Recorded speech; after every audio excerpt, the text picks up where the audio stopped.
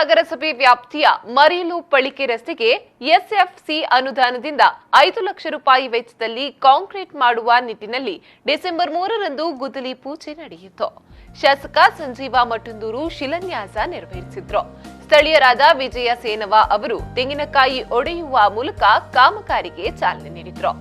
ವಿಜಯ ಸೇನವ ಎಂಬುವ ಮನೆಯಿಂದ ವೆಂಕಟರಮಣ ಎಂಬುವರು ಮನೆಯಿಂದ ಹಾದು ಹೋಗುವ ರಸ್ತೆಗೆ ಕಾಂಕ್ರೀಟೀಕರಣ ನಡೆಯಲಿದೆ. ಸ್ವಚ್ಛ ಪುತ್ತೂರು ಸಮರ್ಥ ಪುತ್ತೂರು ಅಲ್ಲ, ಒಂದು ಕಸದ ಬಗ್ಗೆ ನಮ್ಮ ಮನೆಯ ಕಸ ನಮ್ಮ ಮನೆಯ ರಸ ಆಗಬೇಕು, ಹಾಗೆ ನಮ್ಮ ಮನೆಯಿಂದ ಕಸ ಕೂಡ ಹೊರಗೆ ಹೋಗಬಾರ್ದು, ಅದು ಇಲ್ಲಿಯೇ ರಸ ಆಗಬೇಕು.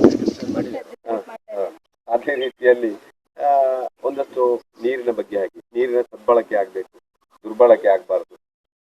ಈ ರೀತಿಯಾಗಿ ಒಂದಷ್ಟು ಯೋಚನೆಗಳು ಮಾಡಿಕೊಂಡು ಒಂದು ಅವಧಿಯಲ್ಲಿ ನಮ್ಮ ನಗರಸಭೆ ರಾಮ್ ಭಟ್ರು, ರಾಮಚಂದ್ರ ಶೆಣೈ ಅಂತ ಹಿರಿಯರಿಗೆಲ್ಲ ಹೇಗಿತ್ತು ಅಂತೇಳಿ ಒಂದು ರಾಜ್ಯ ಮಟ್ಟದಲ್ಲಿ ರಾಷ್ಟ್ರ ಮಟ್ಟದಲ್ಲಿ ಗುರುತಿಸಿದಂತ ಒಂದು ನಗರಸಭೆ.